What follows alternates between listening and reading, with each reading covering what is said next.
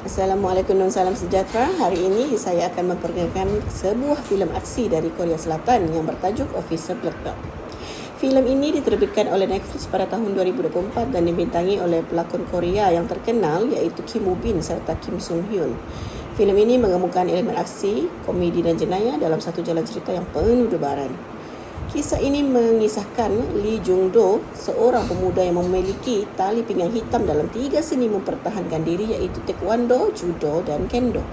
Walaupun pada mulanya dia hanya bekerja sebagai penghantar makanan, hidupnya berubah apabila dia berjaya membantu seorang pegawai percubaan menumpaskan seorang bekas banduan yang bertindak ganas. Keberaniannya menyebabkan dia direkrut sebagai pegawai seni mempertahankan diri yang bertugas membantu memantau pesalah yang memakai gelang pemantauan elektronik. Sepanjang filem ini, penonton akan disajikan dengan aksi pertarungan yang mantap, nilai keberanian, semangat keadilan serta pengorbanan dalam melindungi masyarakat daripada penjenayah yang berbahaya. Di sebalik aksi yang menebarkan, filem ini turut menyampaikan mesej bahawa setiap individu mampu menjadi wira apabila menggunakan kebolehan mereka untuk membantu orang lain. Secara keseluruhannya, Officer Black Belt merupakan sebuah filem yang bukan sahaja menghiburkan, malah memberikan pengajaran tentang tanggungjawab, keberanian dan kepentingan dalam mempertahankan keadilan. Seterusnya, kami akan meneruskan pembentangan dengan menghuraikan isu-isu utama yang terdapat di dalam filem Officer Black Belt. Pertama sekali, Bethany akan menerangkan isu utama yang dikenal pasti di dalam filem serta menjelaskan situasi yang menunjukkan berlakunya isu tersebut. Selepas itu, Norafika akan menerangkan faktor-faktor yang menyebabkan isu tersebut berlaku, termasuk punca dan keadaan yang menyumbang kepada permasalahan berkenaan. Seterusnya, JS akan menguraikan kesan atau implikasi daripada isu tersebut terhadap individu, masyarakat dan organisasi yang terlibat. Kemudian Maria akan membentangkan cadangan penyelesaian yang boleh diambil bagi mengatasi isu tersebut agar tidak terus berulang pada masa hadapan. Akhir sekali, Esther akan berkongsi satu usaha yang telah dilaksanakan di dalam filem bagi menangani isu yang dibincangkan serta keberkesanannya. Dalam filem Officer Black Belt, terdapat 3 isu utama yang dapat dikenal pasti. Pertama, jenayah seksual dan ancaman terhadap wanita serta kanak-kanak. Kedua, kekurangan tenaga kerja dalam penguatkuasaan undang-undang. Ketiga, sikap masyarakat yang kurang peka terhadap jenayah seksual. Isu pertama ialah jenayah seksual dan ancaman terhadap wanita serta kanak-kanak. Filem ini menunjukkan bahawa bekas pesalah seksual masih berisiko mengulangi jenayah walaupun telah dibebaskan. Oleh itu, pemantauan secara berterusan amat diperlukan bagi melindungi keselamatan masyarakat. Jenayah ini bukan sahaja memberi trauma kepada mangsa, malah menimbulkan kebimbangan dan rasa tidak selamat dalam kalangan masyarakat. Isu kedua ialah kekurangan tenaga kerja dalam penguatkuasaan undang-undang. Bilangan pegawai pengawasan yang tidak mencukupi menyebabkan seorang pegawai perlu memantau ramai pesalah pada satu masa. Keadaan ini menyukarkan proses pemantauan dan turut membahayakan keselamatan pegawai ketika menjalankan tugas, terutamanya apabila berhadapan dengan pesalah yang agresif. Isu yang ketiga ialah sikap masyarakat yang kurang peka terhadap jenayah seksual. Masih terdapat segelintir masyarakat yang kurang peka terhadap tanda-tanda awal jenayah, enggan atau takut melaporkan aktiviti yang mencurigakan, serta menganggap jenayah sebagai urusan orang lain. Sikap ini menyukarkan pihak berkuasa untuk mencegah jenayah daripada berlaku. Seterusnya, saya Nur Afika binti Junaidi akan menerangkan faktor-faktor yang mendorong berlakunya isu dalam Officer Black Belt. Terdapat 3 faktor utama. Yang pertama ialah pengawasan pesalah selepas dibebaskan tidak mencukupi. Walaupun pesalah diwajibkan memakai gelang pemantauan elektrik selepas dibebaskan, sistem ini hanya dapat mengesan lokasi mereka dan bukannya menghalang mereka daripada melakukan jenayah secara serta-merta. Dalam filem ini, terdapat pesalah yang masih mengambil peluang untuk melakukan jenayah walaupun berada di bawah pemantauan. Keadaan ini menunjukkan bahawa pengawasan semata-mata tidak mencukupi untuk menjamin keselamatan masyarakat, terutama wanita dan kanak-kanak. Oleh itu, pemantauan yang lebih menyeluruh dan tindakan pantas daripada pihak berkuasa amat diperlukan bagi mengelakkan jenayah berulang. Faktor kedua ialah kelemahan sistem pemulihan dan pemantauan pesalah.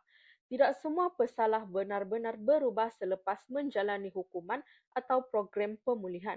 Sesetengah daripada mereka masih mempunyai kecenderungan untuk mengulangi kesalahan kerana pemulihan yang diterima tidak berkesan atau tidak disusuli dengan pemantauan yang berterusan. Dalam Officer Black Belt, keadaan ini dapat dilihat apabila terdapat pesalah yang kembali melakukan jenayah selepas dibebaskan. Hal ini membuktikan bahawa hukuman sahaja tidak mencukupi.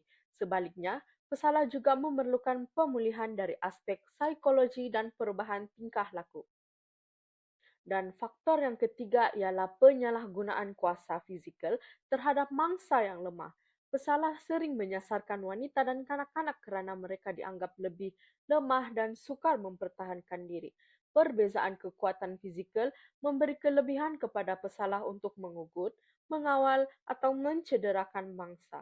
Dalam filem ini, kita dapat melihat bagaimana pegawai seni mempertahankan diri bertindak melindungi mangsa daripada ancaman tersebut. Situasi ini menunjukkan bahawa golongan wanita dan kanak-kanak memerlukan perlindungan yang lebih baik daripada pihak berkuasa dan masyarakat. Kesimpulannya, 3 faktor yang mendorong berlakunya isu dalam Officer Black Belt ialah pengawasan pesalah selepas dibebaskan yang tidak mencukupi, kelemahan sistem pemulihan dan pemantauan pesalah, serta penyalahgunaan kuasa fizikal terhadap mangsa yang lemah. Ketiga-tiga faktor ini saling berkait dan menyumbang kepada berlakunya jenayah seksual serta ancaman terhadap wanita dan kanak-kanak. Oleh itu, kerjasama antara pihak berkuasa dan masyarakat amat penting bagi memastikan keselamatan semua pihak terjamin. Itu sahaja daripada saya. Seterusnya saya akan menerangkan kesan dan implikasi daripada isu-isu yang dipaparkan dalam filem ini. Kesan yang pertama ialah menjejaskan kesejahteraan individu. Mangsa jenayah, terutamanya wanita dan kanak-kanak, bukan sahaja mengalami kecederaan fizikal, malah turut berdepan trauma emosi yang berpanjangan. Mereka mungkin kehilangan keyakinan diri, berasa takut untuk menjalani kehidupan seharian, dan memerlukan sokongan serta pemulihan dalam tempo yang lama. Kesan yang kedua ialah menggugat keselamatan dan keharmonian masyarakat. Apabila jenayah seksual semakin berleluasa dan masyarakat kurang peka terhadap kejadian di sekeliling, orang ramai akan hidup dalam keadaan takut dan tidak selamat. Situasi ini boleh mengurangkan kepercayaan masyarakat terhadap keselamatan awam serta menjejaskan keharmonian dalam komuniti. Kesan yang ketiga ialah memberi impak kepada sistem penguatkuasaan dan keadilan. Kekurangan tenaga kerja menyebabkan pihak berkuasa menghadapi beban tugas yang tinggi, sekaligus melambatkan proses siasatan dan tindakan terhadap penjenayah. Keadaan ini memerlukan lebih banyak sumber, tenaga kerja dan kerjasama daripada pelbagai pihak bagi memastikan keselamatan masyarakat dapat dipelihara. Kesimpulannya, filem Officer Black Belt menunjukkan bahawa isu jenayah seksual bukan sahaja memberi kesan terhadap mangsa, tetapi turut menjejaskan masyarakat dan sistem penguatkuasaan. Oleh itu, semua pihak perlu memainkan peranan dalam membanteras jenayah demi mewujudkan persekitaran yang lebih selamat dan harmoni. Salam sejahtera, saya Maria dan saya akan membentangkan mengenai cadangan penyelesaian berdasarkan isu yang terdapat dalam filem Officer Black Belt. Cadangan yang pertama ialah memperkukuhkan pemantauan dan program pemulihan pesalah. Pemantauan selepas pesalah dibebaskan perlu dipertingkatkan supaya mereka sentiasa dipantau dan tidak mengulangi kesalahan. Selain itu, program kaunseling dan pemulihan juga penting bagi membantu mereka berubah menjadi individu yang lebih baik. Cadangan yang kedua ialah memperkasakan penguatkuasaan undang-undang. Bilangan pegawai penguatkuasa perlu ditambah supaya proses pemantauan dapat dijalankan dengan lebih berkesan. Di samping itu, kerjasama antara polis dan agensi berkaitan juga perlu diperkukuhkan bagi memastikan tindakan dapat diambil dengan cepat apabila berlaku sesuatu jenayah. Cadangan yang ketiga ialah meningkatkan kesedaran masyarakat. Kempen kesedaran perlu dijalankan secara berterusan agar masyarakat lebih peka terhadap tanda-tanda awal jenayah seksual. Mereka juga perlu berani melaporkan sebarang aktiviti yang mencurigakan kepada pihak berkuasa supaya jenayah dapat dicegah dengan lebih awal. Kesimpulannya, filem Officer Black Belt menunjukkan bahawa usaha membanteras jenayah bukan sahaja bergantung kepada pihak berkuasa, tetapi juga memerlukan kerjasama masyarakat. Dengan pemantauan yang berkesan, penguatkuasaan yang tegas, dan kesedaran masyarakat yang tinggi, keselamatan wanita, kanak-kanak, dan komuniti dapat dipelihara. Sekian itu sahaja, terima kasih. Saya Esther Julius akan membentangkan tentang salah satu usaha pihak berotoriti di Malaysia. Dalam konteks realiti di Malaysia, salah satu usaha pihak berotoriti yang boleh dikaitkan dengan filem Officer Black Belt ialah melalui tindakan penguatkuasaan undang-undang oleh Polis Diraja Malaysia.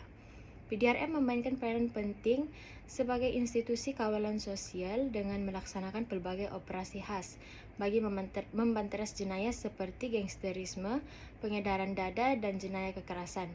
Contohnya operasi seperti Op Cantas dijalankan di kawasan yang dikenal pasti berisiko tinggi untuk mengesan, memantau, dan menahan individu yang terlibat dalam aktiviti jenayah. Dari sudut analisis filem, usaha ini boleh dikaitkan dengan fungsi pihak berotoriti sebagai penyelesai konflik dalam struktur naratif.